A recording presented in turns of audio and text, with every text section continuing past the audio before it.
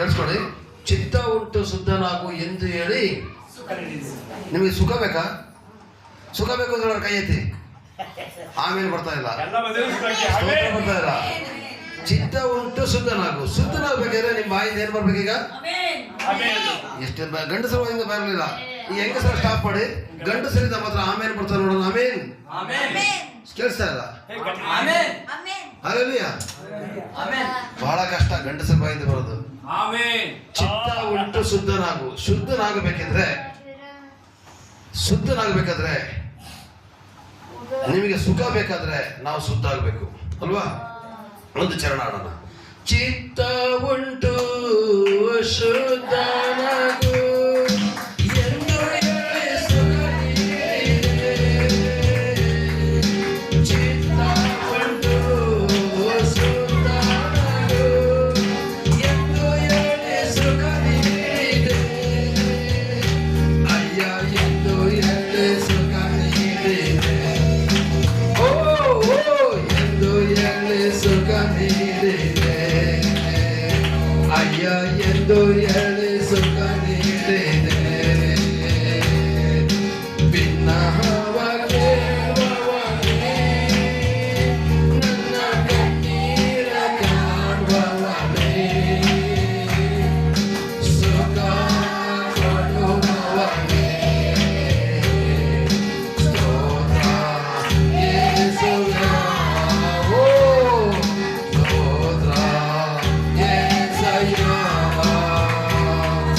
ಚಿತ್ತ ಉಂಟು ಶುದ್ಧನಾಗು ಎಂದು ಹೇಳಿ ಸುಖ ನೀಡಿದೆ. ಚಿತ್ತ ಉಂಟು ಶುದ್ಧನಾಗು ಎಂದು ಹೇಳಿ ಸುಖ ನೀಡಿದೆ. ಅಯ್ಯ ಎಂದು ಹೇಳಿ ಸುಖ ನೀಡಿದೆ. ಓ ಆಮೇನ್ ಎಂದು ಹೇಳಿ ಸುಖ ನೀಡಿದೆ. ಆಮೇನ್. ಚಿತ್ತ ಉಂಟು ಶುದ್ಧನಾಗು ಎಂದು ಹೇಳಿ ಸುಖ ನೀಡಿದೆ. ಇವತ್ತು ನಿಮಗೆ ಸುಖ ಬೇಕಾ? ಶುದ್ಧ ಆಗಬೇಕು. ಸಾಕು ಅಷ್ಟೇ, ಸಾಕು.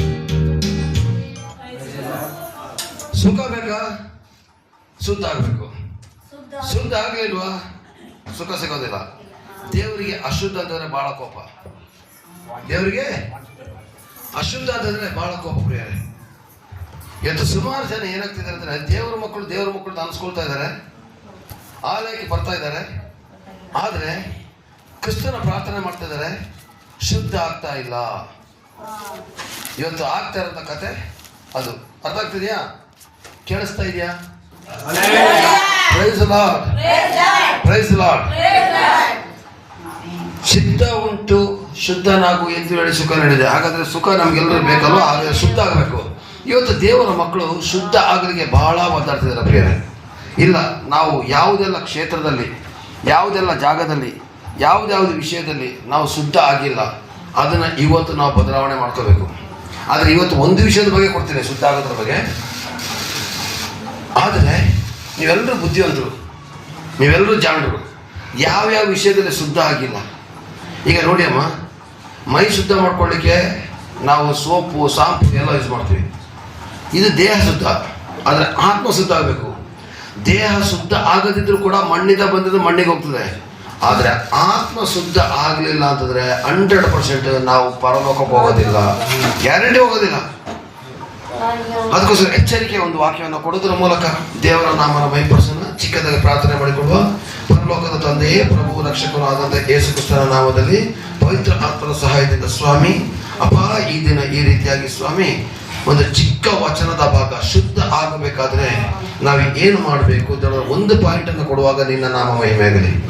ಪ್ರಭು ರಕ್ಷಕನು ಆದಂಥ ಯೇಸು ಕ್ರಿಸ್ತನ ನಾಮದಲ್ಲಿ ಪವಿತ್ರ ಆತ್ಮನ ಸಹಾಯದಿಂದ ಬೇಡಿ ತಂದೆ, ಆಮೆನ್. ಪ್ರೈಸ್ ಲಾರ್ಡ್ ಪ್ರಿಯರೇ. ಇವತ್ತಿನ ಒಂದು ವಾಕ್ಯ ಶುದ್ಧ ಆಗ್ಬೇಕಿದ್ರೆ ತಡೆಯಾಗಿರುವಂಥ ಒಂದು ಸಂಗತಿ ಯಾವುದು ಗೊತ್ತಾ ನಿಮಗೆ? ಯಾವುದು ಅಂತ ಹೇಳಿ ನೋಡೋಣ. ಶುದ್ಧ ಆಗ್ಬೇಕಾದ್ರೆ ತಡೆಯಾಗಿರೋ ಸಂಗತಿ ಯಾವುದು? ಯಾವುದು? ಜನಗಳೇ, ಹಣ. ಹಣ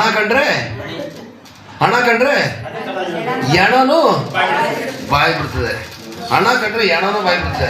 ಇವತ್ತು ಏನಾಗಿದೆ ಗೊತ್ತಾ? ದುಡ್ಡು ದುಡ್ಡು ದುಡ್ಡು ದುಡ್ಡು ದುಡ್ಡಿನ ಬಗ್ಗೆ ದುರಾಸೆ ತಾರಾಮರಾಗ್ತಾ ಇದೆ ಪ್ರಿಯರೇ.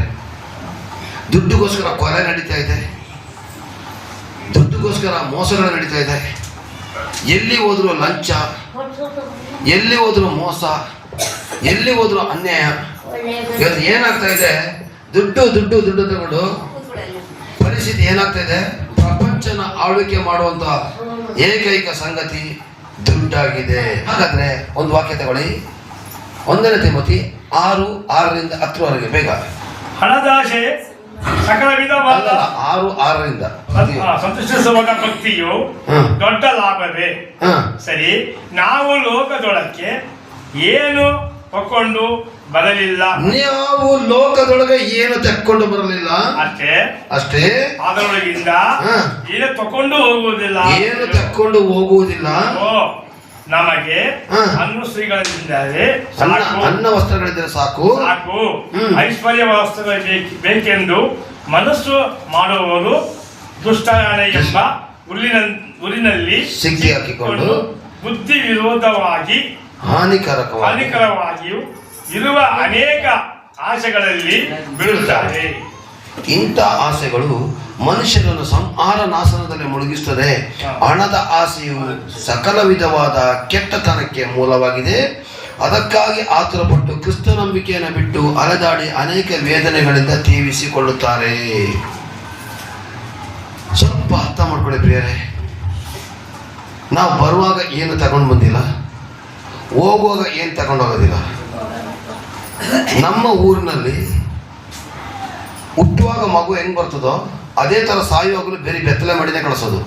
ಬಟ್ ನಮ್ಮಲ್ಲಿ ಏನು ಮಾಡ್ತಾರೆ, ಒಂದು ಬಟ್ಟೆ ಸಾಲು ಹಾಕ್ತಾರೆ, ಕೊನೆಗೆ ಗುಂಡಿಗೆ ಹಾಕುವಾಗ ಆ ಬಟ್ಟೆ ಎಳೆದ್ಬಿಡ್ತಾರೆ. ಬಟ್ಟೆ ಎಳ್ಬಿಟ್ರೆ ಇನ್ನು ಯಾವ್ದು ಇರ್ಬೋದು, ಬೆತ್ತಲೆ ಮೈಯಲ್ಲಿ ಮಲಗಿಸ್ತಾರೆ. ಅದರ ಅರ್ಥ ಬರುವಾಗ ಏನು ತಗೊಬರೋದಿಲ್ಲ, ಹೋಗುವಾಗ ಏನು ತಗೊಂಡು ಹೋಗೋದಿಲ್ಲ. ಬರುವಾಗ ಬೆತ್ತಲೆ, ಹೋಗುವಾಗ ಬೆತ್ತಲೆ, ಇರುವಾಗ ನಮಗೆ ಆ ಒಂದು ಸಂಪತ್ತಿನ ಆಸೆ. ಸ್ವಾಮಿ ಹೇಳ್ತಾ ಇದ್ದಾರೆ, ಸಾಯುವಂಥ ಜೀವಕ್ಕೋಸ್ಕರ ದುಡ್ಡು ದುಡ್ಡು ದುಡ್ಡು ದುಡ್ಡು. ಇವತ್ತು ಪ್ರಾರ್ಥನೆನ ಬಿಟ್ಟು ಎಷ್ಟು ಜನ ಖರ್ಚು ಬಿಟ್ಟು ಹೋಗಿದ್ದಾರೆ. ಕೇಳಿದ್ರೆ ದುಡ್ಡು ಸಂಪಾದನೆ, ನಾನು ಅಷ್ಟು ಮಾಡ್ಕೊಬಂದೆ, ನಾನು ಇಷ್ಟು ಮಾಡ್ಕೊಬಂದೆ. ರೀ, ನೀವು ಎಷ್ಟೇ ಮಾಡ್ಕೊಬಂದ್ರು ಏನ್ರಿ ಪ್ರಯೋಜನ? ಒಂದೇ ಒಂದು ನರ ಕಿತ್ಬಿಟ್ರೆ ಲಕ್ಕ ಬಂದ್ಬಿಡ್ತದೆ. ಗೊತ್ತಾಯ್ತಾ ನಿಮಗೆ? ಒಂದೇ ಒಂದು ನರ ಕಿತ್ಬಿಟ್ರೆ ಸ್ಟ್ರೋಕ್ ಹೊಡೆದ್ಬಿಡ್ತದೆ. ತಲೆದು ಒಂದು ನರ ಕಿತ್ಬಿಟ್ರೆ ತಲೆ ಸರಿದಂಗೆ ಆಗ್ಬಿಡ್ತದೆ. ಅಲ್ಲಲ್ವಿಯ? ಸ್ವಲ್ಪ ಅರ್ಥ ಮಾಡ್ಕೊಳ್ಳಿ ಪ್ರಿಯರೇ. ನಾವು ದೇವರಿಗಿಂತ ಹೆಚ್ಚಾಗಿ ಹಣಕ್ಕೆ ಪ್ರಾಧಾನ್ಯತೆ ಕೊಟ್ಟರೆ ಹಣ ನಮ್ಮನ್ನು ನಾಶನದ ದಾರಿ ಕರ್ಕೊಂಡು ಹೋಗ್ತದೆ. ಬರುವಾಗ ನೀವು ಏನು ತಗೊಬಂದಿಲ್ಲ, ಹೋಗುವಾಗಲೂ ಏನು ತಗೊಂಡು ಹೋಗಿದ್ದಿಲ್ಲ, ಇರುವಾಗ ಸಂಪತ್ತುಗಳನ್ನು ಮಾಡಬೇಕು ಅಂತ ಹೇಳೋಂಥ ಆಸೆ ಇವತ್ತು. ಅಲ್ಲಲ್ವಿಯ? ನೆಕ್ಸ್ಟ್ ಅಲ್ಲಿ ಬಂದಿದೆ, ನಮಗೆ ಅನ್ನ ವಸ್ತ್ರಗಳಿದ್ದರೆ ಸಾಕು. ಐಶ್ವರ್ಯವಂತರಾಗಬೇಕೆಂದು ಮನಸ್ಸು ಮಾಡೋರೆಲ್ಲರೂ ದುಷ್ಪ್ರೇರಣೆ ಮತ್ತು ಊರಿನೆಲ್ಲ ಸಿಕ್ಕಿಕೊಂಡು ಬುದ್ಧಿಗೆ ವಿರುದ್ಧವಾದ ಹಾನಿಕರಕವಾದ ಅನೇಕ ಆಸೆಗಳಲ್ಲಿ ಬೀಳ್ತಾರೆ. ಇವತ್ತು ದುಡ್ಡು ದುಡ್ಡು ದುಡ್ಡು ಯಾರು ಮಾಡ್ತಾರೋ ಅವರು ಬುದ್ಧಿಗೆ ವಿರೋಧವಾದ ಕಾರ್ಯನೇ ಮಾಡೋದು. ದುಡ್ಡು ಬಂದಾಗ ಅವನು ಏನು ಮಾಡ್ತಾನೆ? ಆಸ್ತಿ ಮಾಡಬೇಕು ಅಂತ ಆಸೆ ಪಡ್ತಾನೆ, ಅಂತಸ್ತು ಮಾಡಬೇಕು ಅಂತ ಆಸೆ ಪಡ್ತಾನೆ. ದುಡ್ಡು ಬಂದಾಗ ಎಣ್ಣೆ ಹಾಕಕ್ಕೆ ಸ್ಟಾರ್ಟ್ ಮಾಡ್ತಾನೆ, ದುಡ್ಡು ಬಂದಾಗ ಹುಡುಗಿ ಚಟಕ್ಕೆ ಹೋಗ್ತಾನೆ. ದುಡ್ಡು ಏನು ಮಾಡ್ತದೆ? ನಿನ್ನ ಬುದ್ಧಿ, ದೇವರು ಕೊಟ್ಟಂಥ ಬುದ್ಧಿಗೆ ವಿರೋಧವಾಗಿ ಕೆಲಸ ಮಾಡ್ತದೆ. ಒಂದು ಹೇಳ್ತೀನಿ ಪ್ರಿಯರೇ, ಒಬ್ಬರು ಋಣದಿಂದ ಬದುಕಿದ್ರೆ 100% ಆಶೀರ್ವಾದ ಅಲ್ಲ. ನೀವು ಆಸ್ತಿ ಸಂಪಾದನೆ ಮಾಡಿ, ಮನೆ ಮೇಲೆ ಮನೆ ಕಟ್ಟಿ, ಕಾರ್ ಮೇಲೆ ಕಾರ್ ತಗೊಳ್ಬೇಕಿದ್ರೆ ಬಂಗ್ಲೆ ಮೇಲೆ ಬಂಗ್ಲೆ ತಗೊಳ್ಳಿ, ಆದರೆ ನಿನ್ನ ಸ್ವಂತ ದುಡಿಮೆಯ ಸೊತ್ತಾಗಿರಬೇಕು. ಇವತ್ತು ಏನಾಗ್ತದೆ ಗೊತ್ತಾ? ಒಂದು ಇಷ್ಟಾಗಲ ಜಾಗಕ್ಕೋಸ್ಕರ ಹೊಡೆದಾಟ ಬಡದಾಟಗಳು, ಕೊಚ್ಚು ಕೊಲೆಗಳಾಗ್ತಾ ಇದೆ. ನಿಜನಾ? ಹೋಗೋದು ಏನು ತಗೊಂಡು ಹೋಗೋದಿಲ್ಲ, ಬರುವಾಗ ಏನು ಇದು ಮಾಡೋದಿಲ್ಲ. ಆದರೂ ಕೂಡ ಇವತ್ತು ಆಸ್ತಿ ಅಂತೆ, ಅಂತಸ್ತಂತೆ, ಕಂಡೋರು ದುಡ್ಡು ತಿಂದು ತೃಪ್ತಿ ಪಟ್ಕೊಂಡು ನಾನು ರಾಜ ಅಂತ ಹೋದ್ರೆ ಅದು ಆಶೀರ್ವಾದ ಅಲ್ಲ. ಇದು ಇವತ್ತು ನಡೀತಾ ಇರೋಂಥ ಘಟನೆ. ಅದು ಯಾರ್ದೋ ದುಡ್ಡು ತಗೊಂಡು ಯಾರೋ ಮಜಾ ಮಾಡಿ ನಾನು ಶ್ರೀಮಂತ ತಗೊಂಡು ಹೆಸರು ಪಡೆದ್ರೆ ಅದು ಆಶೀರ್ವಾದ ಅಲ್ಲ, ಅವನು ಹೋಗೋದೇ ನರಕಕ್ಕೆ. ಇದನ್ನ ಸ್ವಾಮಿ ಇವತ್ತು ಒತ್ತಿ ಹೇಳ್ತಾರೆ, ಬುದ್ಧಿಗೆ ವಿರುದ್ಧವಾದಂಥ ಕೆಲಸ ಮಾಡ್ತೀವಿ ಅಂತ. ನಾವು ಏನು ಮಾಡ್ತೀವಿ? ಕೆಲಸ ಇಲ್ಲ. ನಿಮಗೆಲ್ಲರಿಗೂ ಬುದ್ಧಿ ಇದೆ, ಆದರೆ ಬುದ್ಧಿ ವಿರೋಧವಾದ ಕೆಲಸ ಮಾಡ್ತೀವಿ ಅಂತ ನಾವು. ಅಲ್ಲಿಂದ ಅನೇಕ ಆಸೆಗಳಲ್ಲಿ ಬೀಳ್ತೀವಂತೆ. ಯಾವಾಗ ಆಸೆ ಬರೋದು ಗೊತ್ತಾ? ದುಡ್ಡಿದ್ರೆ ಪಿಕ್ಚರ್ ನೋಡ್ಬೇಕಂತ ಆಸೆ, ದುಡ್ಡಿದ್ರೆ ಒಂದು ಹುಡುಗಿ ಸಹವಾಸ ಮಾಡ್ಬೇಕಂತ ಆಸೆ, ದುಡ್ಡಿದ್ರೆ ಬಾರ್ಗೆ ಹೋಗ್ಬೇಕಂತ ಆಸೆ. ಈ ಆಸೆ ಆಸೆ ಆಸೆ ದುಡ್ಡಿದ್ರೆ ಮಾತ್ರ. ದುಡ್ಡಿಲ್ಲ ಅಂದ್ರೆ ತೆಪ್ಪಗೆ ಮನೆ ಕೂತಾನೆ. ಅಲ್ಲೆಲ್ಲೂಯ್ಯ. ನಿಜಾನ ಸುಳ್ಳ? ದುಡ್ಡಿಲ್ಲ ಅಂದ್ರೆ ಏನ್ ಮಾಡ್ತಾನೆ? ಬೆಳಿಗ್ಗೆ ದುಡಿತಾನೆ, ಸಾಯಂಕಾಲ ಬಂದು ಚೆನ್ನಾಗಿ ಹೆಂಡತಿ ಜೊತೆ ಮಕ್ಕಳಿಗೆ ಆಟ ಆಡ್ಕೊಂಡು ಕಾಲ ಕಳಿತಾನೆ. ದುಡ್ಡು ಯಾವಾಗ ಸ್ಟಾರ್ಟ್ ಆಯ್ತು ಹೆಂಡತಿ ಮಕ್ಕಳನ್ನ ಬಿಟ್ಬಿಟ್ಟು ದೂರ ಹೋಗ್ತಾನೆ. ಇವತ್ತು ಆಗ್ತಾ ಇರೋಂಥ ಘಟನೆಗಳದು. Be careful, ಎಚ್ಚರದಲ್ಲಿರಿ.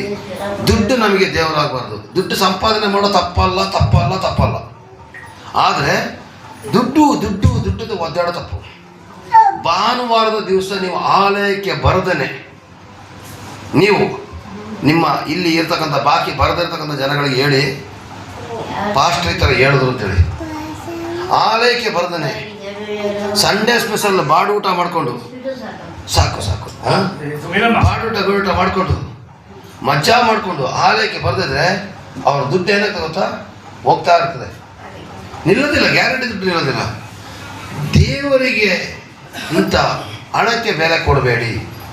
ಕೊಟ್ಟರೆ ಅಲ್ಲಿ ದೇವ್ರ ವಾಕ್ಯದಲ್ಲಿ ಬರೆದಿದೆ, ಸಂಹಾರ ನಾಶನದಲ್ಲಿ ಬೀಳಿಸ್ತದೆ. ಬರೀ ಸಂಹಾರ ಮಾತ್ರ ಅಲ್ಲ, ನಾಶನಕ್ಕೂ ಬೀಳಿಸ್ತದಂತೆ. ನೋಡಿ ಅಲ್ಲಿ ದೇವ್ರ ವಾಕ್ಯದಲ್ಲಿ ಬರೆದಿದೆ, ಅದಕ್ಕಾಗಿ ಆತರಪಟ್ಟು ಕ್ರಿಸ್ತ ನಂಬಿಕೆಯನ್ನು ಬಿಟ್ಟು ಅಲೆದಾಡಿ ಅನೇಕ ವೇದನೆಗಳಿಂದ ತೀವಿಸಿಕೊಳ್ಳುವರು. ವೇದನೆಗಳಿಂದ ತೀವಿಸಿಕೊಳ್ತಾರೆ. ನೀವು ಆಸೆ ಪಟ್ಟು ಏನೆಲ್ಲ ಮಾಡ್ತಿರೋ ಅದೆಲ್ಲ ಒಂದೊಂದು ಕಾಯಿಲಾಗಿ ಟರ್ನ್ ಆಗ್ತದೆ. ಎಣ್ಣೆ ಕುಡಿದ್ರೆ ಲಿವರ್ ಫೇಲರು, ಸಿಗರೇಟ್ ಸೇರಿದ್ರೆ ಕ್ಯಾನ್ಸರು, ವ್ಯಭಿಚಾರ ಮಾಡಿದ್ರೆ ಏಡ್ಸು. ಯಾವುದೆಲ್ಲ ಗಿಫ್ಟ್ ಬೇಕು ತಗೋಬೋದು. ಹಣದ ಆಸೆ ನಿಮ್ಮನ್ನ ವೇದನೆಗಳಿಂದ ಕೊನೆಗೆ ತರ್ತದೆ. ಆದರೆ ದೇವರ ಮೇಲೆ ಆಸೆ ನಿನ್ನನ್ನು ಶುದ್ಧ ಮಾಡ್ತದೆ. ಅದಕ್ಕೆ ಆರಾಧನೆ ಮಾಡಿದಾಗ ಇವ್ರು ಹೇಳಿದ್ರು, ಚಿತ್ತ ಉಂಟು ಸುಧಾನಗು ಎಂದು ಹೇಳಿ ಸುಖ ನೀಡಿದೆ. ಚಿತ್ತ ಉಂಟು ಸುಧಾನಗು ಎಂದು ಹೇಳಿ ಸುಖ ನೀಡಿದೆ. ಅಯ್ಯ ಎಂದು ಹೇಳಿ ಸುಖ ನೀಡಿದೆ. ಅಯ್ಯ ಎಂದು ಹೇಳಿ ಸುಖ ನೀಡಿದೆ. ಸುಖ ಬೇಕಾ? ಹಣದ ವಿಷಯ ಬಿಟ್ಟು ಸುದ್ದಾಗಿ. ಅಲ್ಲಿ ಬಂದಿದೆ, ಬುದ್ಧಿಗೆ ವಿರೋಧವಾದ ಕಾರ್ಯ ಮಾಡಿದಾಗ ಅಲ್ಲಿ ನಾವು ಅಶುದ್ಧನೇ ಆಗೋದು. ನಿಜನಾ?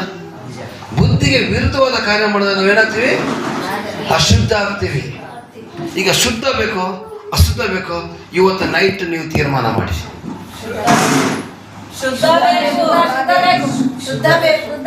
Hallelujah. Praise the Lord. ಇಬ್ರಿಯ 13:5. ಇಬ್ರಿಯ 13:5. ನಿಮಗೆ ಇರೋದ್ರಲ್ಲಿ ತೃಪ್ತರಾಗಿರಿ. ಕಂಡವ್ರ ಆಸ್ತಿ ಮೇಲೆ ಕಂಡವ್ರ ದುಡ್ಡು ಮೇಲೆ ಕಣ್ಣು ಹಾಕಬೇಡಿ ಅಂತ ಸ್ವಾಮಿ ಹೇಳ್ತಾ ಇದ್ದಾರೆ. ನಾನು ನಿನ್ನ ಎಂದಿಗೂ ಕೈ ಬಿಡುವುದಿಲ್ಲ, ಎಂದಿಗೂ ತೊಳೆಯುವುದಿಲ್ಲ. ಅದು ಮೇಲ್ಗಡೆ ಓದಿ 13:5. ದ್ರವ್ಯಾಸೆ ಇಲ್ಲದವರಾಗಿದೆ ಅಲ್ಲಿಂದ ಓದಿ. ದ್ರವ್ಯಾಶವಿಲ್ಲದವರಾಗಿರಿ, ನಿಮ್ಮ ಇವುಗಳಲ್ಲೇ ತೃಪ್ತರಾಗಿರಿ. ನಾನು ನಿನ್ನನ್ನು ಎಂದಿಗೂ ಕೈ ಬಿಡುವುದಿಲ್ಲ, ಎಂದಿಗೂ ತೊಳೆಯುವುದಿಲ್ಲ. ದೇವರು ತಾನೇ ಹೇಳುತ್ತಾನೆ. ದೇವರು ತಾನೇ ಹೇಳಿದ್ದಾನೆ. ಚಂದ್ರಶೇಖರ್ ಪಾಸ್ಟರ್ ಬಂದು ಹೇಳಲಿಲ್ಲ, ಪ್ರೇಮ ಸಿಸ್ಟರ್ ಬಂದು ಹೇಳಲಿಲ್ಲ. ದೇವರು ತಾನೇ ಹೇಳಿದಾನಂತೆ, ನಿಮಗೆ ಇರೋದ್ರಲ್ಲಿ ತೃಪ್ತರಾಗಿರಿ. ಅಂಬಲಿ ಕುಡಿದ್ರು, ಗಂಜಿ ಕುಡಿದ್ರು ನೆಮ್ಮದಿಯಾಗಿ ಬದುಕಿ. ಸಾಲ ಮಾಡಿ ಬಿರಿಯಾನಿ ತಿಂದು ಪ್ರಯೋಜನ ಇಲ್ಲ, ಸಾಲ ಮಾಡಿ ತುಪ್ಪ ತಿಂದು ಪ್ರಯೋಜನ ಇಲ್ಲ. ಕೆಲವೊಂದು ಜನ ಇದ್ದಾರೆ ಸಾಲ ಮಾಡಿ ಮಟನ್ ಚಿಕನ್ ತಿಂತ ಇದ್ದಾರಪ್ಪ. ರೀ, ನಿಮ್ಮ ಹೊಟ್ಟೆೊಳಗಡೆ ಯಾವನು ಕೈ ಹಾಕಿ ನೋಡೋದಿಲ್ಲ ಕಣ್ರಿ. ಸ್ವಲ್ಪ ತಿನ್ನೋದ್ರಲ್ಲಿ, ಕುಡಿಯೋದ್ರಲ್ಲಿ, ಎಲ್ಲ ಆಡಂಬರ ಮಾಡೋದ್ರಲ್ಲಿ, ಮಜಾ ಮಾಡೋದ್ರಲ್ಲಿ ಸ್ವಲ್ಪ ಕಡಿಮೆ ಮಾಡಿ ಸಾಧ್ಯವಾದಷ್ಟು ಕೂಡಿಸಿಡಕ್ಕೆ ಟ್ರೈ ಮಾಡ್ರಿ. ಕೂಡಿಸಿಡೋ ಟ್ರೈ ಮಾಡಿ. ಏನಾಗ್ತಾ ಇದೆ? ನಿಮಗೆ ಇರೋದ್ರಲ್ಲಿ ತೃಪ್ತರಾಗಿರಿ.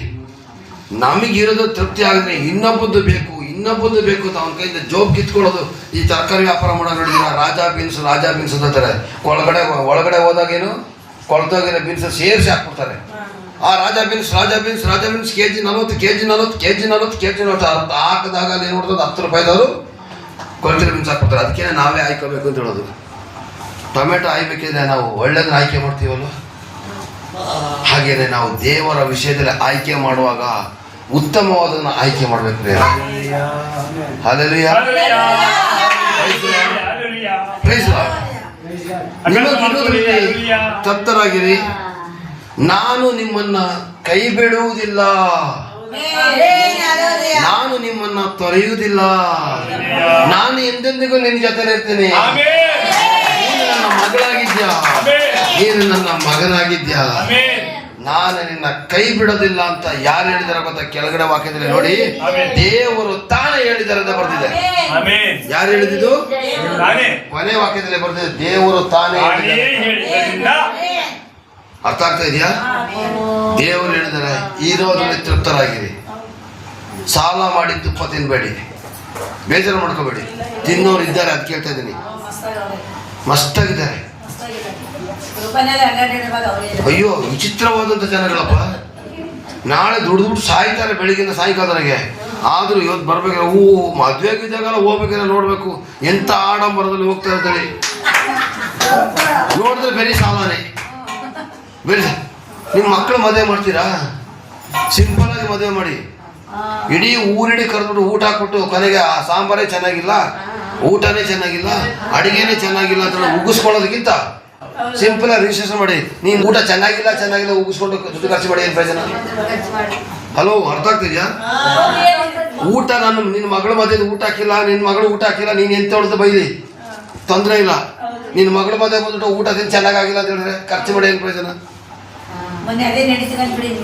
ಹೌದಲ್ವ? ಸಾಲ ಮಾಡಿ ಮಗಳ ಮದುವೆ ಮಾಡೋದು ಗ್ರ್ಯಾಂಡಾಗಿ ಮಾಡ್ಬಿಟ್ಟು ಮಾತ್ರ ನಿನಗೇನ ಕಿರೀಟ ಬಂತ? ನೀನೇ ಸಾಲಗಾರ ಆಗಿರೋದು. ನಾ ತಿಂದ್ಬಿಟ್ಟು ಹೊಟ್ಟೆ ನಿಂತ್ಕೊಂಡೋದೆ. ಹಲ್ಲೆಲೂಯಾ, 4 ಮರಿ ಬಡಿಸ್ದೆ.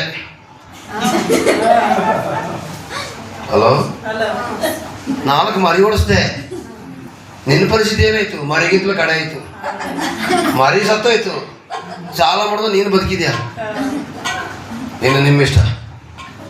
ದುಂದು ವೆಚ್ಚ ಮಾಡಕ್ ಹೋಗ್ಬೇಡಿ, ಇರೋದ್ರಲ್ಲಿ ತೃಪ್ತಿಯಾಗಿರಿ. ಲೋಕದಲ್ಲಿ ಒಂದು ಗಾದೆ ಇದೆ, ಹಾಸಿಗೆ ಇದ್ದಷ್ಟು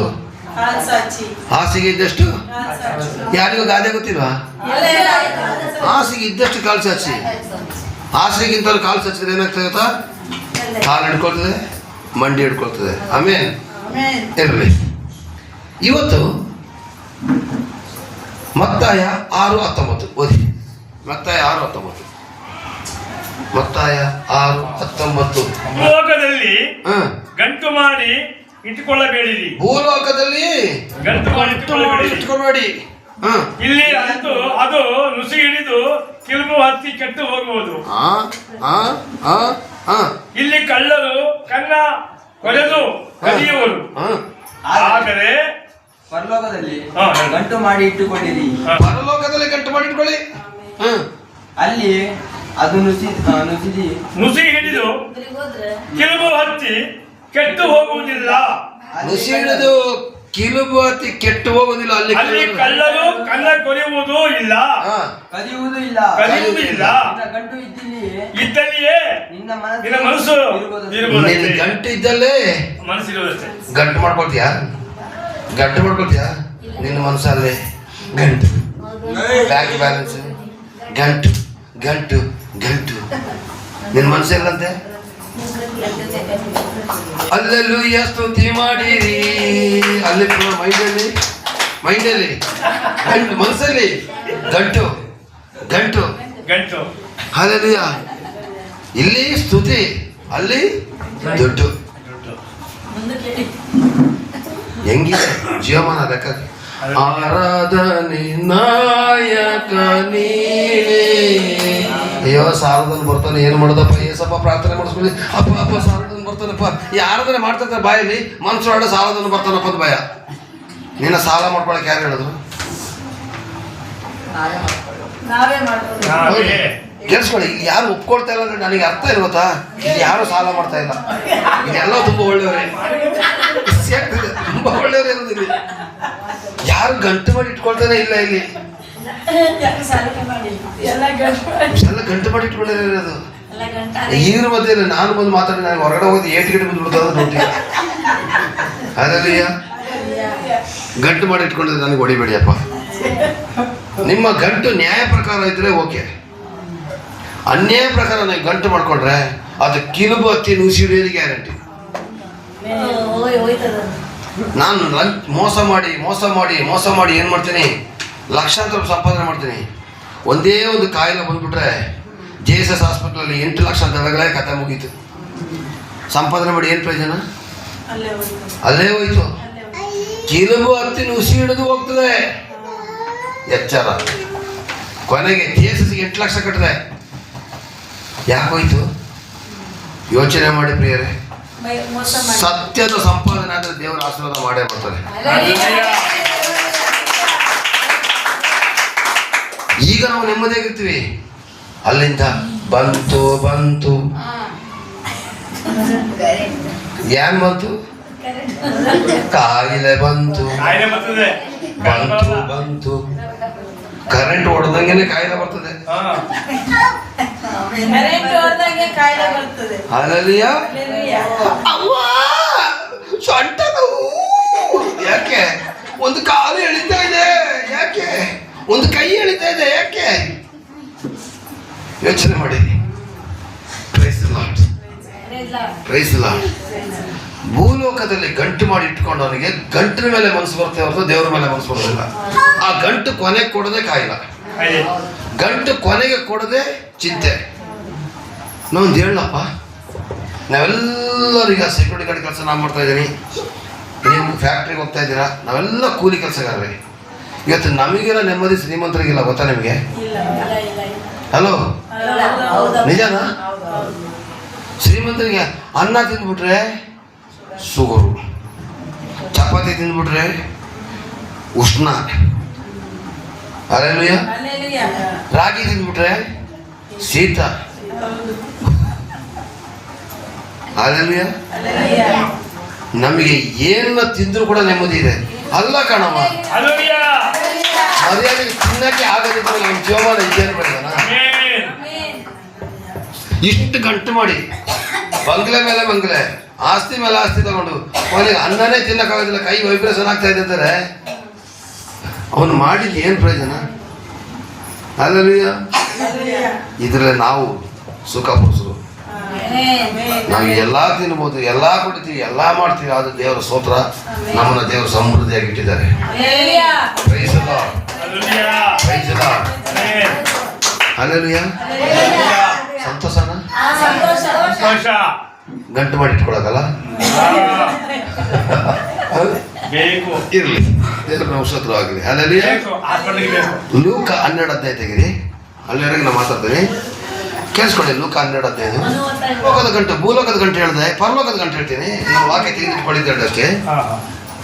ಪರಲೋಕದ ಗಂಟೆ ಯಾವುದು? ನಿಮ್ಮ ಪ್ರಾರ್ಥನೆ, ನಿಮ್ಮ ಆರಾಧನೆ, 10 ಜನಕ್ಕೆ ನೀವು ಮಾಡೋದು ಒಳ್ಳೆ ಕ್ರಿಯೆ. ಪರಲೋಕದ ಗಂಟೆಗೆ ಆಸೆ ಪಡ್ತಾ ಇದ್ದೀವಿ. ಪ್ರಾರ್ಥನೆ, ಆರಾಧನೆ, ಸ್ತುತಿ, ಸ್ತೋತ್ರ, ವಾಕ್ಯದ ಭಾಗ ಇದೆಲ್ಲ ಮಾಡ್ಕೊಂಡು ಡ್ಯೂಟಿನೂ ಮಾಡ್ಕೊಂಡು ಬರ್ತಾ ಇದ್ದೀವಿ. ಸತ್ಯದ ಹಣ ಆಗಿದ್ದಕ್ಕೆ ದೇವರು ಅದನ್ನ ಡಬ್ಬಲ್ ಮಾಡ್ತಾ ಇದ್ದಾರೆ. ಇವತ್ತು ನನ್ನ ಹತ್ರ ಕೆಲವೊಂದು ಜನ ಪ್ರಾರ್ಥನೆಗೆ ಬರ್ತಾರೆ, ಪ್ರಿಯರೇ, ಅಂಕಲ್ ನನಗೊಂದು 2 ಲಕ್ಷ ಸಾಲ ಇದೆ, ಸಾಲ ಬೇಗ ಮುಗ್ದೋಗ್ಬಿಡ್ಲಿಕ್ಕೆ ಪ್ರಾರ್ಥನೆ ಮಾಡಿರ್ತಾರೆ. ನಾನು ಆವಾಗ ಕೇಳ್ತೀನಿ, ನೀವೇನು ಕೆಲಸ ಮಾಡ್ತೀರಿ ಕೇಳ್ತೀನಿ. ನಾನು ನರ್ಸ್ ಆಗಿದ್ದೀನಿ, ಎಷ್ಟು ಸಂಬಳ ಅಂತ ಕೇಳ್ತೀನಿ. 60,000 ಸಂಬಳ ಇರ್ತಾರೆ. 60,000 ಸಂಬಳ ತಗೊಂಡು 50,000 ಸಂಬಳ, 70,000 ಸಂಬಳ, 25,000 ಸಂಬಳ ಕೇಳಿದ್ರೆ ಸಾಲ ಸಾಲ ಸಾಲ ದೊಡ್ಡ ಅಪ್ರೋಚಿ. ಅಲ್ಲಲ್ಲಿಯ ಅಲ್ಲಲ್ಲಿಯ ಅರ್ಥ ಮಾಡ್ಕೊಳ್ಳಿ ಪ್ರಿಯರೇ, ಅರ್ಥ ಮಾಡ್ಕೊಳ್ಳಿ. ಇವತ್ತು ನಾವು ದುಡಿತೀವಿ, ಮನೇಲಿ ಒಂದು ಮಲ್ಕೊಳ್ತೀವಿ, ಮಾರನೇ ಸ್ವಲ್ಪ ನಾವು ದುಡಿತೀವಿ, ಹೊಟ್ಟೆ ತುಂಬ ಊಟ ಮಾಡ್ತೀವಿ, ಹೊಟ್ಟೆ ಇದೆ. ಇವತ್ತು ಏನು ಗೊತ್ತಾ, ಅಗತ್ಯಕ್ಕಿಂತಲೂ ಹೆಚ್ಚಾಗಿ ಸಾಲ ಮಾಡೋದು, ಮನೆಗೆ ಸಾಲಗಾರರು ಬಂದಾಗ ಲಾಭದ ಬಾಯಿ ಬಿಡೋದು, ಕೊನೆಗೆ ದೇವ್ರಿಗೆ ಬೈಯೋದು. ದೇವ್ರೇ ನಿನಗೆ ಕಣ್ಣು ಕಾಣತಿಲ್ವ? ನನ್ನ ಮನೆ ಮುಂದೆ ಬಂದು ಸಾಲಗಾರ ಬೈತಾ ಇದ್ದಾನೆ, ಮಾಡ್ಬಿಟ್ಟು ತಿನ್ನುವಾಗ ಮಾಡೋದು ಮಾಡ್ಕೊಬಿಟ್ಟು ಏನು ಮಾಡೋದು? ಯಾರಿಗೆ ಬೈಯೋದು? ಯಾರೆಲ್ಲ ಬೈದಿದ್ದಾರೆ? ಕೈ ಐತಿ Hallelujah. Praise the Lord. Praise the Lord. Next ಓದಿ ಬಾ. ಲೂಕ 12 ಪರಲೋಕದ ಗಂಟು ಮಾಡಿಟ್ಕೊಳ್ಳಿ ದೇವರ ಎಲ್ಲಾ ಲೋಭಕ್ಕೂ ಕೇಳಿಸ್ಕೊಳ್ಳಿ. ಎಲ್ಲಾ ಲೋಭಕ್ಕೆ ಎಚ್ಚರಿಕೆ ಆಗಿದ್ದು ನಿಮ್ಮನ್ನು ಕಾಪಾಡಿಕೊಳ್ಳಿರಿ. ನಿಮ್ಮನ್ನು ಕಾಪಾಡಿಕೊಳ್ಳಿ. ಮೊದಲು ನೀವು ಇವ್ರನ್ನ ಕಾಪಾಡ್ಕೋಬೇಡಿ, ಮೊದಲು ನಿಮ್ಮನ್ನ ನೀವು ಕಾಪಾಡ್ಕೊಳ್ರಿ. Hallelujah, hallelujah, hallelujah. ಇನ್ನೊಂದ್ಸಲ ಓದಿ. ಎಲ್ಲ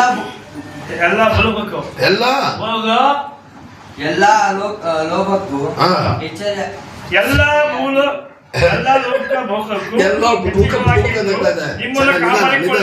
ನಿಧಾನ ಬದಿ. ಎಲ್ಲ ಲೋಭಕ್ಕೂ ಎಚ್ಚರಿಕೆ ಆಗಿದ್ದು ನಿಮ್ಮನ್ನು ಕಾಪಾಡಿಕೊಳ್ಳಿ. ಒಬ್ಬನಿಗೆ ಎಷ್ಟು ಆಸ್ತಿ ಇದ್ದರೂ ಅದು ಅವನಿಗೆ ಜೀವಾಧಾರವಾಗುವುದಿಲ್ಲ. ಎಷ್ಟೇ ಆಸ್ತಿ ಇದ್ರೂ ಕೂಡ ನಿಮಗೆ ಜೀವಕ್ಕೆ ಆಧಾರ ಅಲ್ಲ ಕಣ್ರಿ. ನಿಮ್ಮ ಜೀವ ಹೋದಾಗ ಅದು ಮುಗಿಯಿತು. ಇಡೀ ಈ ಪ್ಲಾಂಟೇ ನಿಮ್ದಾಗಿರ್ಬೋದು, ಈ ಏರಿಯಾನೇ ನಿಮ್ದಾಗಿರ್ಬೋದು, ಇಡೀ ದೇಶಕ್ಕೆ ನೀನು ಅಧಿಪತಿ ಆಗಿರ್ಬೋದು, ಆದರೆ ಅದು ಜೀವಾಧಾರ ಅಲ್ಲ. ಒಬ್ಬನಿಗೆ ಎಷ್ಟೇ ಆಸ್ತಿ ಇದ್ರೂ ಕೂಡ ಅವನಿಗೆ ಅದು ಜೀವಾಧಾರ ಅಲ್ಲ ಪ್ರಿಯರೇ. ಇರುವಲ್ಲಿವರೆಗೂ ನ್ಯಾಯ ಪ್ರಕಾರ ಸಂಪಾದನೆ ಮಾಡಿ. 1 ರೂಪಾಯಿ ಹಣನಾದ್ರೂ ಕೂಡ ನ್ಯಾಯ ಪ್ರಕಾರ ಆಗಿರ್ಬೇಕು. Hallelujah, hallelujah, hallelujah. ಅದು ಜೀವಾಧಾರವಾಗುವುದಿಲ್ಲ. ಹಾಗಾದ್ರೆ ಒಂದು ಚೆನ್ನಾಗಿ ತಿಳ್ಕೊಳ್ಳಿ ಪ್ರಿಯರೇ, ಆಸ್ತಿ ಅಂತಸ್ತು ನಮ್ಮನ್ನ ಕಾಯಕ್ಕಾಗೋದಿಲ್ಲ. ನಮ್ಮನ್ನ ದೇವರೇ ಕಾಯಬೇಕು. Praise lord, praise lord, praise lord. ಹಲ್ಲೆಲೂಯಾ, ಹಲ್ಲೆಲೂಯಾ. ಕೊನೆಯ ವಾಕ್ಯ ಮತ್ತಾಯ 6:32, 33, 34 ಓದಿ. 6:32, 33, 34. ಇವೆಲ್ಲವುಗಳಿಗಾಗಿ ಅಜ್ಞಾನಿಗಳು ತವಕ ಪಡುತ್ತಾರೆ. ಇವೆಲ್ಲವುಗಳಿಗಾಗಿ ಅಜ್ಞಾನಿಗಳು ತವಕ ಪಡುತ್ತಾರೆ. ಇದೆಲ್ಲ ನಿಮಗೆ ಬೇಕಾಗಿರುವುದು ಎಂದು ಪರಲೋಕದಲ್ಲಿರುವ ನಿಮ್ಮ ತಂದೆಗೆ ತಿಳಿದೆಯಷ್ಟೇ. ಹೀಗಿರುವುದರಿಂದ ನೀವು ಮೊದಲು ದೇವರ ರಾಜ್ಯಕ್ಕಾಗಿಯೂ ನೀತಿಗಾಗಿಯೂ ತವಕ ಪಡಿರಿ. ಇವುಗಳ ಕೂಡ ಎಲ್ಲವೂ ನಿಮಗೆ ದೊರಕುವವು. ಆದ್ದರಿಂದ ನಾಳಿನ ವಿಷಯವಾಗಿ ಚಿಂತೆ ಮಾಡಬೇಡಿರಿ. ನಾಳಿನ ದಿನವು ತನ್ನದನ್ನು ತಾನೇ ಚಿಂತಿಸಿಕೊಳ್ಳುವುದು. ಆ ಹೊತ್ತಿನ ಕಾಟ ಆ ಹೊತ್ತಿಗೆ ಸಾಕು. ಆ ಹೊತ್ತಿಗೆ ಸಾಕು ಹೇಳಿದ್ರೆ ನಿಜವಾಗಿದ್ದೀರಾ ಅಂತ ಡೌಟ್. ಈ ಬಾಯಿ ಹೇಳ್ಬಿಟ್ರೆ ಯಾವತ್ತಿನ ಕಾಟ ಹೊತ್ತು ಸಾಕು ಅಂತ ಹೇಳಿ ಆ ಬ್ರದರ್ ಅಂತ ಕೇಳಕ್ಕಾಗದ್ರೆ ಹಿಂದ್ಗಡೆ ಹೋಗ್ಬಿಟ್ರು. ಇಲ್ಲಿ ದೇವ್ರ ವಾಕ್ಯದಲ್ಲಿ ಬರ್ದೇ ಪ್ರಿಯರೇ, ಇವೆಲ್ಲವುಗಳಿಗೆ ಅಜ್ಞಾನಿಗಳು ತವಕ ಪಡ್ತಾರೆ. ನಾಳೆಗೆ ಸಂಪಾದನೆ ಮಾಡಬೇಕು, ಬ್ಯಾಂಕ್ ಬ್ಯಾಲೆನ್ಸ್ ಇಡಬೇಕು, ನಾನು ಅಷ್ಟು ಕೂಡಿಸಿಡ್ಬೇಕು, ಇಷ್ಟು ಕೂಡಿಸಿಡ್ಬೇಕು. ನಿಮಗೆ ಇವೆಲ್ಲ ಬೇಕಾಗಿದೆ ಎಂದು ಪರಲೋಕ ತಂದೆ ಗೊತ್ತಿದೆ ರೀ. ನಿಮಗೆ ಯಾವ್ಯಾವ ಟೈಮಲ್ಲಿ ಏನೇನು ಕೊಡ್ಬೇಕಂತ ದೇವ್ರಿಗೆ ಗೊತ್ತಿದೆ ಕಣ್ರಿ. ಕೇಳಿಸ್ತಾ ಇದೆಯಾ? ನನಗೆ ಡೌಟ್ ಜಾಂಡ್ರದ ಕಿವುಡ್ರದೆಲ್ಲ ಕೇಳಿಸ್ತೇವೆ. ಅದರಲ್ಲಿ ಅದಕ್ಕೆ ಆಮೇಲೆ ಸ್ವಲ್ಪ ಹೇಳ್ತಾ ಇಲ್ಲ. ಅದರಲ್ಲಿ ಇಲ್ಲಿ ಸ್ವಾಮಿ ಹೇಳ್ತಾರೆ ನಿಮಗೆ ಏನೇನು ಬೇಕು ಅಂತ ದೇವ್ರಿಗೆ ಗೊತ್ತಿದೆ. ಹೋಗ್ಲಪ್ಪ ಒಂದು ವಿಷಯ, ಒಂದೇ ಒಂದು ವಿಷಯ. ಬಾಪುಟ ನೀನು ನನ್ನ ಹಳೆ ಫ್ರೆಂಡು ಬಾಪ, ಒಬ್ಬ ನನ್ನ ಫ್ರೆಂಡ್ ಬಾಪ. ಈಗ ಈ ಹುಡುಗಿ ನಾನು ನೆನೆಸ್ತೀನಿ. ಇವಳು ಯಾರು? ಒಂದು ಹೆಣ್ಣು ಮಗು. ಯಾರು? ಚಿಕ್ಕ ವಯಸ್ಸಲ್ಲಿ ಹೆಂಗ್ ಬಟ್ಟೆ ಹಾಕ್ತಿದ್ರು ಹೇಳಿ, ಮಾತಾಡ್ಬೇಕು. ಚಿಕ್ಕ ವಯಸ್ಸಿನಲ್ಲಿ ಬಟ್ಟೆ ಹಾಕದೇನೆ ಓಡಾಡ್ತಿದ್ರು, ಚಿಕ್ಕ ಬಟ್ಟೆಗಳು ಹಾಕ್ತಿದ್ರು. ಇವಳು ಬೆಳೆದು ಇಷ್ಟಿಷ್ಟ ಬರ್ತಾ ಬರ್ತಾ ಇದ್ದಾಗನೇ ಅದೇ ತರ ಬಟ್ಟೆ ಹಾಕ್ತೀರಾ? ಯಾಕೆ ಹಾಕೋದಿಲ್ಲ? ದೊಡ್ಡವಳು ಅದೇ ಯಾಕೆ ಹಾಕೋದಿಲ್ಲ? ಅಲ್ಲಲ್ಲ, ಆ ತರದ ಬಟ್ಟೆ ಈಗ ತುಂಡು ಬಟ್ಟೆ ಹಾಕೊಡ್ಬೋದಲ್ಲ ನನಗೆ. ಮರ್ಯಾದೆ ಪ್ರಶ್ನೆ. ಈಗ ಅಮ್ಮನ ಬಾಯಿದ ಬಿಟ್ಟು ಮರ್ಯಾದೆ ಪ್ರಶ್ನೆ ಹೇಳಿ. ಈ ಮಗಳು ಮರ್ಯಾದೆ ಬಗ್ಗೆನೆ ಹುಟ್ಟಿಸಿರೋ ತಂದೆ ತಾಯಿಗಳಿಗೆ ನಿಮಗೆ ಗೊತ್ತಿರ್ಬೇಕಾದ್ರೆ ಈ ಮಗುನ ಸೃಷ್ಟಿ ಮಾಡಿರೋ ದೇವರಿಗೆ ಈ ಮಗಳು ಮರ್ಯಾದೆ ಪ್ರಶ್ನೆ ಗೊತ್ತಿಲ್ವಾ? ಹುಟ್ಟಿಸಿರೋ ತಂದೆ ತಾಯಿಗಳು ಪರ್ಮನೆಂಟ್ ಇವಳ ಜೊತೆ ಇರ್ತಾರ? ಗ್ಯಾರಂಟಿ ಬಿಟ್ಟೋಗ್ಲೇಬೇಕು. ಹುಟ್ಟಿಸಿದ್ದು ಈ ಮಗಳ ಬಿಟ್ಟು ಹೋಗೋದ ತಂದೆ ತಾಯಿಗಳಿಗೆ ಈ ಮಗಳು ಮರ್ಯಾದೆ ಬಗ್ಗೆ ಅಷ್ಟೊಂದು ಆಸೆ ಆಕಾಂಕ್ಷೆ ಇದ್ದು ಮರ್ಯಾದೆನ ಕಾಪಾಡಬೇಕಿದ್ರೆ ಈ ಮಗಳನ್ನ ಗರ್ಭದೊಳಗಡೆ ಇಟ್ಟು ಸೃಷ್ಟಿ ಮಾಡೋ ದೇವರಿಗೆ ಈ ಮಗಳು ಮರ್ಯಾದೆ ಮೇಲೆ ಗೊತ್ತಿಲ್ವಾ? ಇಷ್ಟ ಕಣ್ರಿ, ದೇವರಿಗೆ ನಿಮ್ ಬಗ್ಗೆ ಚೆನ್ನಾಗಿ ಗೊತ್ತು. ಯಾವ್ಯಾವ ಟೈಮಲ್ಲಿ ಏನೇನು ಕೊಡ್ಬೇಕಂತ ಗೊತ್ತು ಕಣ್ರಿ. ಅಮ್ಮ ಏನ್ ಮಾಡ್ತಾರೆ, ಮರ್ಯಾದೆ ಇದಾಗ್ತದೆ, ಉದ್ದದ ಬಟ್ಟೆ ಹಾಕ್ಸ್ತಾರೆ, ಸ್ಲೀವ್ಲೆಸ್ ಬ್ಲೌಸ್ ಹಾಕ್ಸೋದಿಲ್ಲ, ಪ್ರತಿಯೊಂದನ್ನ ಅಷ್ಟು ನೀಟಾಗಿ ಹಾಕ್ತಾಳೆ. ನನ್ನ ಮಗಳ ಮೇಲೆ ಕೆಟ್ಟ ಕಣ್ಣುಗಳು ಯಾವ್ದು ಬೀಳಬಾರ್ದು ಕಾಪಾಡ್ತಾಳೆ. ಯಾಕೆಂದ್ರೆ ಅವಳು ಹುಟ್ಟಿಸಿರುವಂತಹ ತಂದೆ ತಾಯಿಗಳಿಗೆ ಅಟ್ಟಿರ್ಬೇಕಾದ್ರೆ ಸೃಷ್ಟಿ ಮಾಡತಕ್ಕಂಥ ನನ್ನ ಕರ್ತವ್ಯ ನಿಮಗೆ ಎಲ್ಲವನ್ನು ಒದಗಿಸ್ತಾರೆ.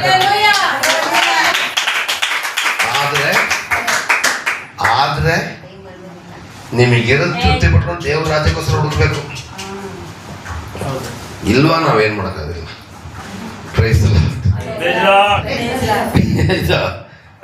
ಪರಲೋಕದ ತಂದೆಗೆ ತಿಳಿದಷ್ಟೇ. ಈಗ 33ನೇ ವಾಕ್ಯ, ಈಗಿರೋದ್ರಿಂದ ನೀವು ಮೊದಲು ದೇವರ ರಾಜ್ಯಕ್ಕಾಗಿಯೂ ನೀತಿಗಾಗಿಯೂ ತವಕ ಪಡಿರಿ, ಇವುಗಳೆಲ್ಲ ಕೂಡ ಅವುಗಳೆಲ್ಲವೂ ದೊರಕುವುದು. ಯಾವುದೆಲ್ಲ ದೊರಕುತ್ತೆ ಗೊತ್ತಾ? ನಿಮ್ಮ ಮಗಳ ಮದುವೆಗಿರೋಂಥ ದುಡ್ಡು, ನಿಮ್ಮ ಮಕ್ಕಳ ಮದುವೆಗಿರೋಂಥದ್ದು, ನಿಮ್ಮ ಕುಟುಂಬ ಜೀವಿತಕ್ಕಿರುವಂಥದ್ದು, ನಿಮಗೆ ಗೊತ್ತಿಲ್ಲದಂಥ ರೀತಿಯಲ್ಲಿ ನೀವು ದುಡಿದು ಸಂಪಾದನೆ ಮಾಡೋ ದುಡ್ಡು ನಿಮ್ಮ ಮನೇಲಿ ಉಳಿತದೆ ಕಣ್ರಿ. ಇವತ್ತು ನೋಡಿದ್ರೆ 25,000, 30,000, 50,000 ಸಂಬಳ ತಗೊಂಡು ಇದ್ದಾರೆ. ಅವ್ರ ಮನೆ ಕೇಳಿದ್ರೆ ದುಡ್ಡೇ ಇಲ್ಲ ಅಂಕಲ್, ಅಯ್ಯೋ ಅದೇ ಇಲ್ಲ ಅಂಕಲ್, ಅಯ್ಯೋ ನನಗೆ ಏನು ಮಾಡೋದು ಅಂಕಲ್ ಕೇಳ್ತಾ ಇರ್ತಾರೆ. ಆದರೆ ನಾವು ಕೂಲಿ ಮಾಡಿ ಬಂದವ್ರ ಮನೇಲಿ ಇವತ್ತು ಎಲ್ಲ ಐಟಮ್ಗಳಿದೆ. ಹೌದು ಹೌದು, ಎಲ್ಲ ಇದೆ. ಹೋಗಿ ಶ್ರೀಮಂತರು ಹೋಗಿ ನೋಡಿ, ಯಾರ ನೆಂಟರು ಬಂದ್ರೆ 1/4 ಲೀಟರ್ ಹಾಲು ತರ್ತಾರೆ, ಇಲ್ಲಾಂದ್ರೆ ಅವ್ರು ಕಾಪಿನೇ ಕುಡಿಯೋದಿಲ್ಲ. ನಾವು ಹಂಗಲ್ಲ, ದಿನಕ್ಕೆ 4-5 ಕಪ್ ಕಾಫಿ ಕುಡಿತೀವಿ. ಅದು ಹಾಲು ತಗೊಂಡು ಗಟ್ಟಿ ಹಾಲಲ್ಲಿ ಕುಡಿತಾ ಇದ್ದೀವಿ. ನಿಜನಾ ಸುಳ್ಳ?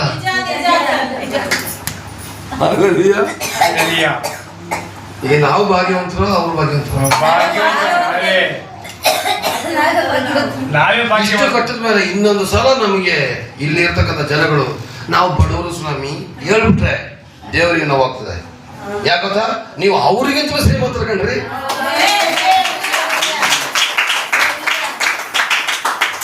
ಯಾರಿಗಿಂತ ಶ್ರೀಮಂತರು? Hallelujah. Praise the Lord. Amen. Amen. ದೇವರ ನಾಮಕ್ಕೆ ಸ್ತೋತ್ರವಾಗಲಿ.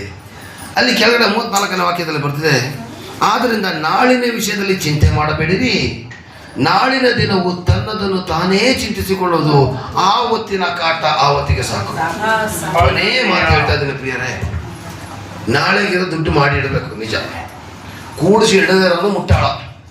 ಇವತ್ತು ನೋಡಿ 1,000 ರೂಪಾಯಿ ಸಂಬಳ ಅಂತಿರ್ತಾರೆ, ಮನೆಗೆ ಬಂದಾಗ ಹೆಂಡತಿ ಕೈ ಕೊಡೋದೇ 200 ರೂಪಾಯಿ, ಬಾಕಿ 800 ರೂಪಾಯಿ ಕುಡಿದು ಮಜಾ ಮಾಡಿ ಖಾಲಿ ಮಾಡ್ತಾರೆ.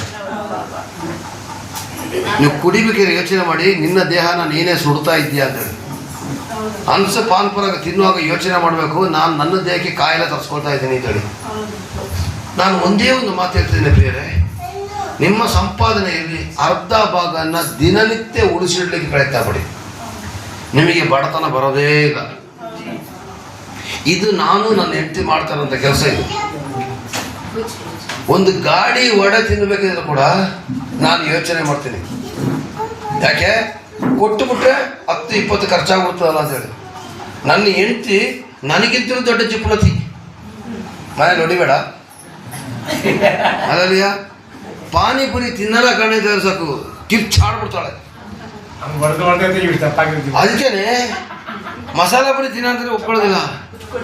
ಐಸ್ ಕ್ರೀಮ್ ಕೈಯಲ್ಲಿ ಇಟ್ಬಿಟ್ರೆ ಐಸ್ ಕ್ರೀಮ್ ಕುದೀತದೆ, ಯಾಕೆ ಹೇಳಿ 15 ರೂಪಾಯಿ ತಂದಾಗ ಅದು ಬಿಸಿ ಆಗ್ಬಿಡ್ತದೆ ಐಸ್ ಕ್ರೀಮ್. ಆ ಥರ ಟೆನ್ಷನ್ ತಗೊಳ್ತಾರೆ. ಯಾಕೆಂದ್ರೆ ಇದ್ದಾಗ ತಿಂತೀವಿ, ತಿನ್ನೋದಿಲ್ಲ ಅಂತ ತಿಳ್ಕೊಬೇಡಿ, ಇದ್ದಾಗ ತಿಂತೀವಿ, ಇಲ್ಲದಿದ್ದಾಗಲೂ ಕೂಡ ಅದೇ ಥರ ತೃಪ್ತಿಲಿರ್ತೀವಿ. ಹಲ್ಲೆಲೂಯಾ. ನೋಡಿ ಪ್ರಿಯರೇ, ನೀವು ತಿನ್ನಬೇಡಿ ಕುಡಿಬೇಡಿ ಅಂತ ನಾನು ಹೇಳ್ತಾ ಇಲ್ಲ ನಿಮಗೆ. ನೀವು ಏನೇ ತಿನ್ನಿ ಏನೇ ಕುಡೀರಿ ಎಂಥದೇ ಮಾಡಿ ಸ್ವಲ್ಪ ಕೂಡಿಸಿಡುವಂಥ ಬುದ್ಧಿನ ಇವತ್ತಿಂದ ಕಲೀರಿ. ಯಾಕೆ ಆಗೋದಿಲ್ಲ? ಹಾಗೆ ಆಗುತ್ತೆ. ಸ್ವಲ್ಪ ಕೂಡಿಸಿಟ್ಟು ಒಂದು 25,000 ರೂಪಾಯಿ ಆಗ್ಬಿಡ್ಲಿ, ನಿಮಗೆ ಎಷ್ಟು ಸಂತೋಷ ಆಗ್ತಾ ಗೊತ್ತಾ? 20, 50, 75, 1 ಲಕ್ಷ ಹಂಗೆ ಆಗ್ತಾ ದೇವ್ರನ್ನ ಮರ್ತು ಬಿಡಬಾರ್ದು. ದೇವ್ರನ್ನ ಇನ್ನೂ ಪ್ರೀತಿ ಮಾಡಿ, ಇನ್ನೂ ಸ್ತೋತ್ರ ಮಾಡಿ, ದೇವ್ರು ನಿಮ್ಮನ್ನು ಆಶೀರ್ವದಿಸ್ತಾರೆ. ಹಾಗಾದ್ರೆ ಕೊನೆಯದಾಗಿ ಹೇಳ್ತಿದ್ರೆ ಪ್ರಿಯರೇ, ಬರುವಾಗ ನಾವು ಏನೂ ತಕೊಂಡು ಬಂದಿಲ್ಲ, ಹೋಗುವಾಗ ಏನೂ ಹೋಗೋದಿಲ್ಲ. ಇರುವಾಗ ಬದುಕಲಿಕ್ಕೆ ಇರೋಷ್ಟು ನಾವು ಮಾಡೋದು. ನನ್ನ ಮಕ್ಕಳಿಗೆ ಬದುಕಲಿಕ್ಕೆ ಏನು ಬೇಕೋ ಅದು ಮಾಡೋ ತಪ್ಪಲ್ಲ. ಮನೆ ಮಾಡೋದು, ಜಾಗ ಮಾಡೋದು, ಆಸ್ತಿ ಮಾಡೋದು, ಅಂತಸ್ತು ಮಾಡೋದು ತಪ್ಪಲ್ಲ. ಏನೇ ಮಾಡಿದ್ರು ನ್ಯಾಯ ಪ್ರಕಾರ ಮಾಡಿ. ದೇವರು ನಿಮ್ಮನ್ನು ಆಶೀರ್ವಾದ ಮಾಡಲಿ, ಕೃಪೆಯಲ್ಲಿ ನಡೆಸಲಿ. ಎಲ್ಲರಿಗೂ ಕೂಡ praise lord. Hallelujah. Praise lord. Praise Lord. ಮುಗಿಸ್ಬೋದಲ್ವಾ? ಇಲ್ಲ ಆಮೇಲೆ ತಗೊಳ್ಳಿ.